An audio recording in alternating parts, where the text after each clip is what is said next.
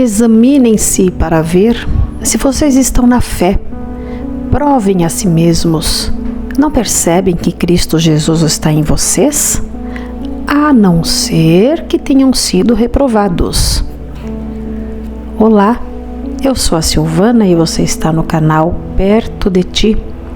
Eu acabei de ler para você o versículo 5 do capítulo 13 da segunda carta aos Coríntios.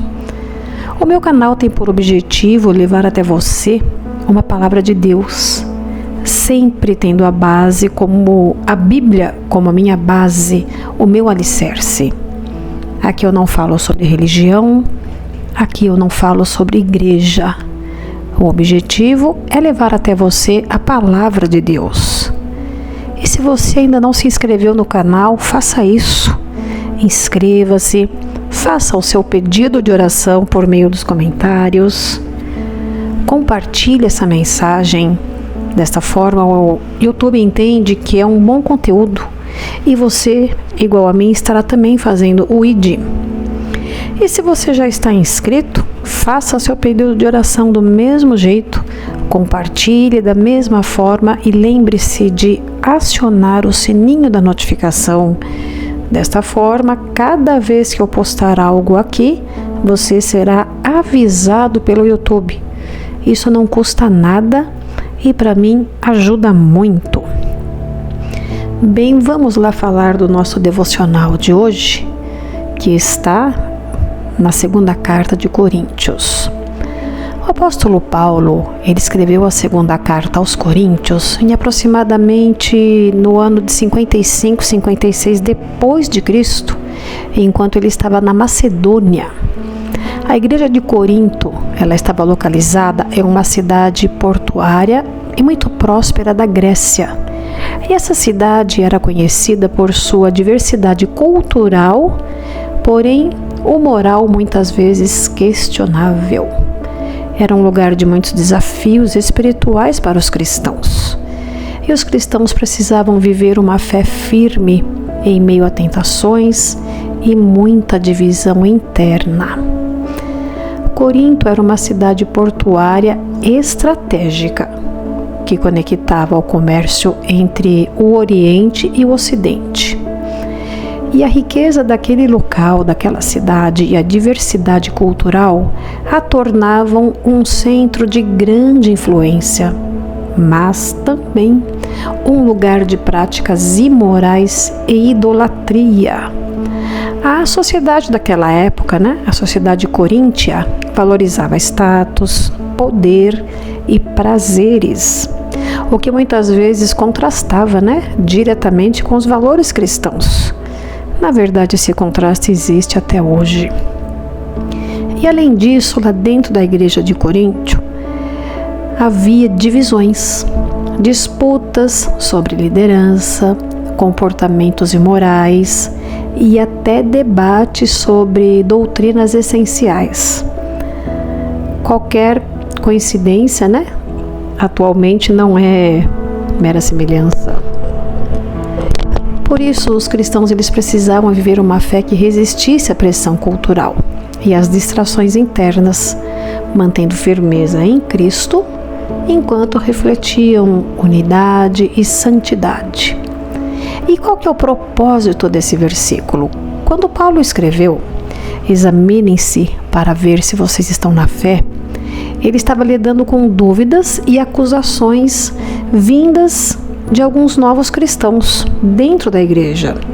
E eles questionavam a autenticidade do ministério de Paulo e indiretamente a sua própria fé. Paulo, de uma maneira muito carinhosa, ele repreende os coríntios a olhar para dentro de si mesmos, não apenas para confirmar a autenticidade da fé deles, mas também para perceberem que Cristo habita neles. A fé que Paulo tinha, é Paulo que tem que dar conta daquilo para Deus. Da mesma maneira nós, ninguém tem como mensurar o tamanho da sua fé, o tamanho da minha fé. Isso é algo que nós temos a ver com Deus. E o versículo, quando ele fala, provar a si mesmo, o que significa isso daí? Reprovar-se é uma autocrítica espiritual sincera. Não é sobre perfeição, mas sobre evidências do fruto do Espírito em nossa vida. É pararmos para pensar o seguinte: tenho buscado a Deus? As minhas ações, o que eu faço no meu dia a dia, dentro e fora da minha casa, revelam transformação? Minhas escolhas refletem a presença de Cristo em mim? E talvez você se pergunte, né? Mas como ter a certeza de que Cristo está em mim? Nós vivemos num mundo com tantas distrações, com tantas dúvidas. Pois bem, a certeza de que Cristo está em nós começa pelo nosso testemunho interior. Em Romanos, capítulo 8, versículo 16, esse versículo nos lembra que o Espírito Santo testifica com o nosso espírito que somos filhos de Deus. E também podemos ter essa certeza pelos frutos do Espírito. Você vai encontrar isso daí no livro de Gálatas, versículo 5, 22, 23, que fala sobre o fruto do Espírito. Quais são esses frutos? Amor, alegria, paz. A presença desses frutos é uma evidência certeira de que Cristo está em nós. Bem, obediência e transformação. Na primeira carta de João, capítulo 2, versículo 3, ele diz que sabemos que o conhecemos, que conhecemos a Deus, se obedecermos aos seus mandamentos. A transformação é de atitude, é uma prova de agir do Cristo, na verdade, em nossa vida.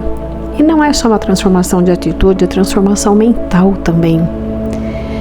O versículo, ele fala sobre reprovação. O que quer dizer essa reprovação? É uma palavra um pouco pesada, né? Faz com que nós nos sintamos assim, como se fosse o último da fila. A boa notícia para você é que a reprovação aqui, ela não é uma condenação eterna, mas é um alerta. Paulo chama os coríntios a refletirem se estavam verdadeiramente vivendo a fé ou apenas fingindo viver uma fé. E acredite, essa reflexão é para nós também. A palavra reprovados, ela traz a ideia de algo testado e considerado inautêntico, algo que não serve mais, como uma moeda falsa, que não pode ser usada. Mas a boa nova é que Paulo não está sugerindo uma condenação definitiva, mas pedindo que os cristãos avaliem a sua fé para identificar se estão apenas professando palavras vazias ou se realmente vivem o Evangelho. Esse versículo ele era um chamado à honestidade espiritual. Não basta parecer cristão ou agir conforme tradições, mas sim demonstrar evidências de Cristo na vida diária. Esse versículo é um alerta para aqueles que, por negligência ou hipocrisia, poderiam estar vivendo fora da vontade de Deus sem perceber. E muitas vezes, você e eu fazemos parte desse grupo em que, por negligência, nós estamos vivendo fora da vontade de Deus sem que a gente perceba. E quando que Deus nos reprova? Você talvez pense, mas Silvana, eu tento andar nos caminhos e nos ensinamentos de Deus e mesmo assim Ele vai me reprovar? Eu digo a você que Ele vai reprovar a você e a mim também. Embora Deus seja cheio de graça e longanimidade, a Bíblia mostra que Ele nos reprova quando nossas ações, as nossas intenções ou omissões revelam falhas em áreas cruciais da nossa vida espiritual. Eu vou citar aqui para você algumas situações que podem levar à reprovação, mesmo entre aquelas pessoas que buscam andar com Deus. Falta de sinceridade no coração. Deus não busca meras aparências ou formalidades religiosas. No livro de Isaías, capítulo 29, versículo 13, ele diz: Este povo se aproxima de mim com a boca e me honra com os lábios, mas o seu coração está longe de mim. Muito forte isso, muito poderoso. Diz o seguinte, né? Que nós podemos realizar obras, servir na igreja e até pregar, mas se nossas ações não fluírem de um coração genuíno e íntegro, seremos reprovados. Desobediência parcial ou relutante, Deus nos chama a uma obediência completa. E o rei Saul é um exemplo clássico de reprovação por desobediência parcial. Em 1 Samuel 15, você vai constatar isso daí. Ele tentou justificar seus atos, mas Deus deixou bem claro que obedecer é melhor do que sacrificar. Quando escolhemos seguir só o que nos parece conveniente, estamos nos desviando da verdadeira submissão a Deus. Eu posso dar para você mais outros exemplos aqui. Negligência no crescimento espiritual, orgulho espiritual, falta de amor ao próximo, omissão em fazer o bem, prioridades desalinhadas. Veja bem, tudo isso que eu citei aqui para você são as reprovações de Deus na nossa vida. Essas situações mostram que a reprovação de Deus não é apenas sobre pecado evidente, mas também sobre a condição do nosso coração, das nossas intenções e prioridades. Bem, mas mesmo quando somos reprovados, Deus nos oferece a oportunidade de nos arrependermos e recomeçarmos. Deus deseja que passemos no teste, que não falhemos. Eu o convido a ler a 2 Pedro, capítulo 3, versículo 9. Bem, acredito que você conseguiu entender o que é ser aprovado, o que é ser reprovado, o que é se autoexaminar. Ser cristão é uma decisão, porque opções você e eu temos várias, mas quando decidirmos viver pelo cristianismo, precisamos seguir a palavra de Deus. E se você ainda não fez o seu pedido de oração, eu o convido a fazer o seu pedido de oração. Eu vou orar agora para você, pelo seu pedido, por esse canal, para que possamos ser realmente o verdadeiro ID que Deus quer que sejamos. E se você puder, abaixe sua cabeça, feche seus olhos em sinal de obediência e submissão a Deus. Senhor amado, eu venho diante de Ti com um coração sincero e disposta a ser transformada. Ajuda-me a refletir profundamente sobre a minha fé, para que eu não apenas diga que eu Te conheço, mas viva cada dia como alguém que verdadeiramente Te pertence. Abre meus olhos, Senhor, para enxergar áreas da minha vida onde eu ainda preciso crescer e moldar-me à imagem de Cristo. Que a Tua presença, Senhor, seja evidente em cada pensamento, palavra e atitude. Que eu não busque apenas parecer fiel, mas que eu seja encontrada fiel em todas as coisas. Renova em mim, Senhor, a alegria da salvação e fortalece meu espírito para enfrentar as tentações e desafios que me cercam.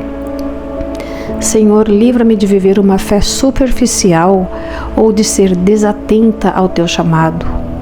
Enche-me do Teu amor, Senhor, da Tua paz e do poder do Teu Espírito Santo, para que minha vida testemunhe que Cristo vive em mim. Guia-me em integridade e santidade, até o dia em que estarei diante de Ti, aprovada pela Tua graça. Eu oro em nome de Jesus. Amém. Eu fiz essa oração na primeira pessoa, no eu, para que ela fique na sua cabeça como se fosse você fazendo essa oração. Muito obrigada por ficar comigo até aqui. Fique com Deus.